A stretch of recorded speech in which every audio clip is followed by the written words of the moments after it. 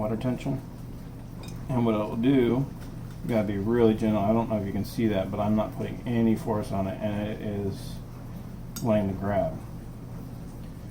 And there's certain spots it grabs a little bit differently. So like the heel, very mild grabbing. But like from this point to here, which it means it's the edge is not so consistent, it's a lot like little, you can feel like little teeth biting into it.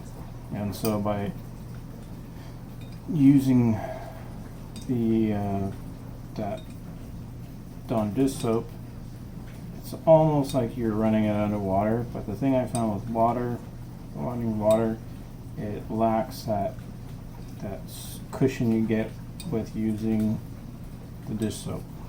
And what happens is you're more likely to damage the edge if you push it too far. And then sometimes, because you know how you like need to go back on a grit to either you missed a spot or it just wasn't quite there and you needed to regress back to a previous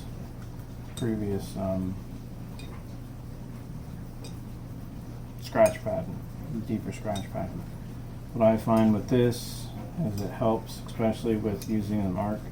It helps so you're not putting so much pressure in, but it's still pulling into the stone and adding some cushion lubricant to it, so you're not chewing up that bevel you're trying to refine.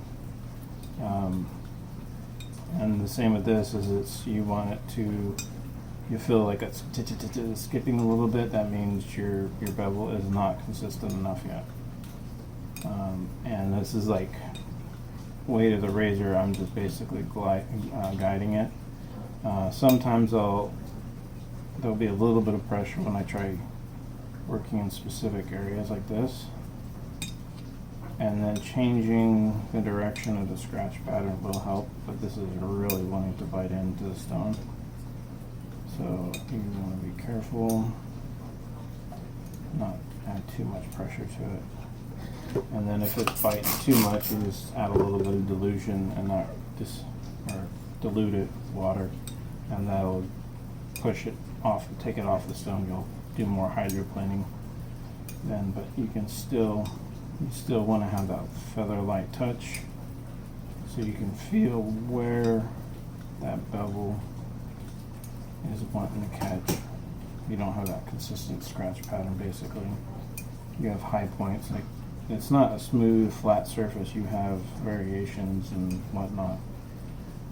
Sometimes using a little long strokes like that, they'll help even those hips and valleys out a little bit, and then it helps get it even. And then you can go back to your 90 degree, 45 degree striations in the middle. And it's all about getting a consistent feel on each pass. And then if you're not sure about why it's doing that or whatever, why you're feeling those toothiness or whatever, by looking at your loop, using the loop, what you'll notice is you can use your black mark or whatever and lightly go over and see where it's hitting, where it's not hitting. That's usually in the beginning, but you'll notice areas where it'll be consistent, and then all of a sudden you'll have these jagged striations, and then they'll go smooth or whatever. That's like a dip in the thing.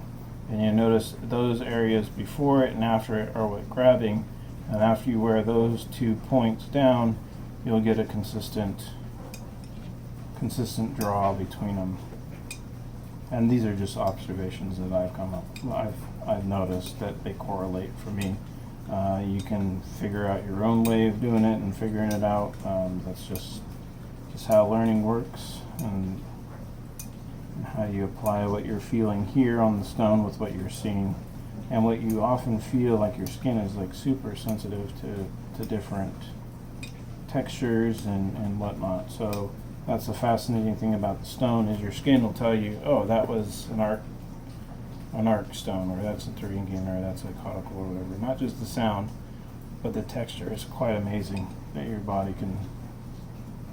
skin can detect that.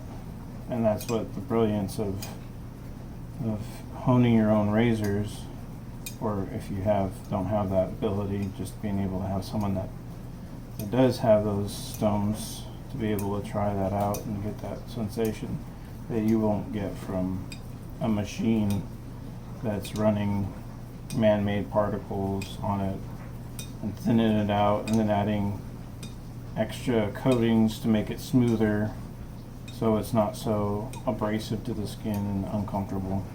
And they try to engineer those issues out. But this is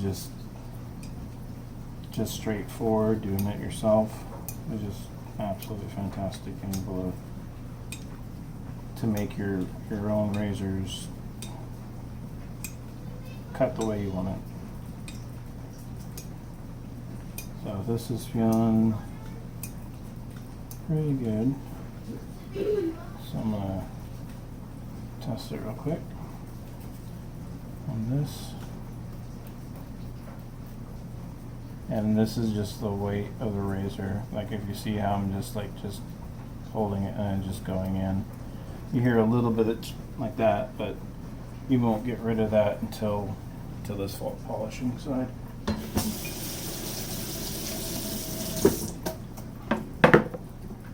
So what I do, you can use oil or whatever, but I like doing this stone with this glycerin soap. I just kind of make like a nice little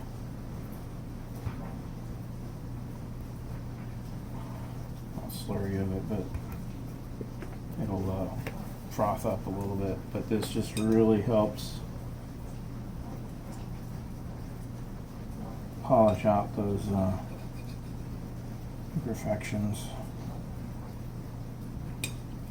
And I noticed that the oil was a little bit harsher with this stone, and that was also too because I had polished it such a high point, high grit. So taking it back a little bit, and I don't remember what it is, but it's fairly fine. This wasn't as fine polished, but that was the last one I had left it on, and that seemed to be a decent one. And then also it takes the print of the Thuringian too, so that probably matted the polish up a little bit, but you can still see quite a bit of the polish on the stone.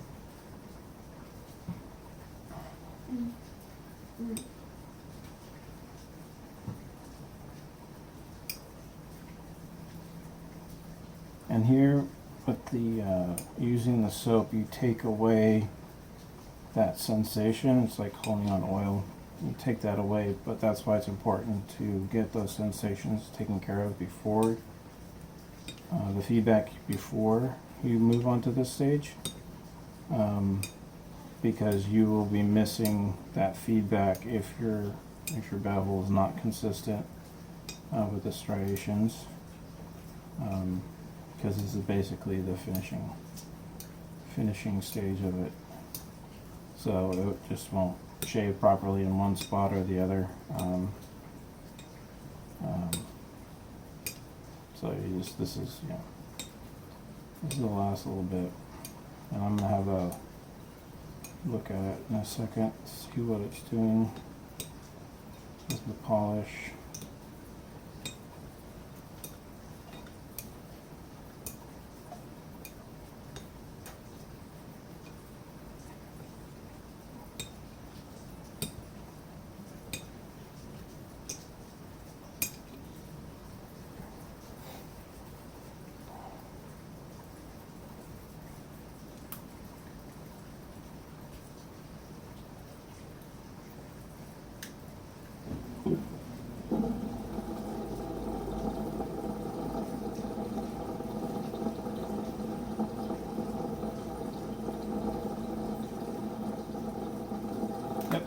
consistent, no foil.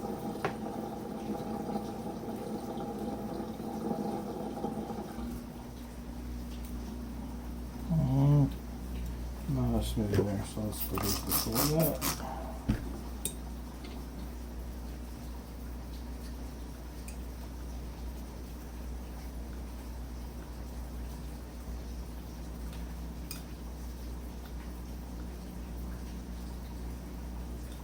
I'm putting a little bit more pressure on to kind of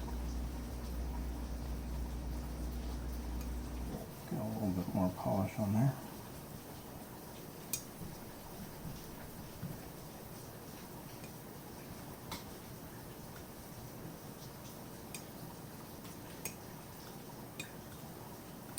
Now if you wanted to kick the keenness up a little bit more, doing stropping strokes helps draw out the metal to the edge, but you still want to go against to kind of avoid having false edges. Like, it'll be out there, but it'll be so thin that once it goes through the hair, it's just going to break off, and then you're going to have not flat spot, but it won't be the same reliability as if you did a forward direction. Because it's like pushing the steel back behind up the bevel a little bit, but doing both and working the different techniques are good practice. Finding out what works, what doesn't.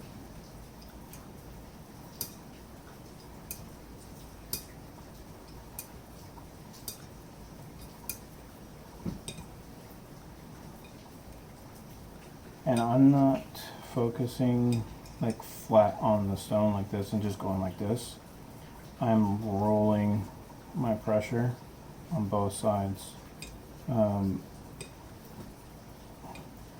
Because there again you have the disadvantage of the flat stone. You'll hit here, you'll hit here, you'll hit here, and you'll hit here. And everything else will miss. Or you'll hit all this and miss this, and then you go into that part of the stone or whatever, or that part of the blade, and it's not hitting, and you go on this side and it's doing a different area, so you're missing different spots. You'll have different geometry on where it cuts. So by isolating what you're using on your stone, like this section right here, and then working the pressure to those specific spots, you are guaranteeing that you're reaching it all. And it's the same technique for having a warped, or it's not really a warp, but how they ground the razor. One side will be favoring a cut side, and the other side will have the bow. And that's from when they put that pressure on those two wheels pushing together. Your right hand or left, you're going to favor one side or not. So, or there was a bit of bend to the blade, and you're just emphasizing whoever's doing the grinding, and they're pumping them out. They are just doing one after another. If you've ever seen the videos on it, so they're not sitting there, oh, is this perfectly straight or whatever. They don't have time for that. So when you're getting it and you're looking at it, evaluating it, it's kind of like your job. If you want that razor to perform properly, it's basically you're evaluating what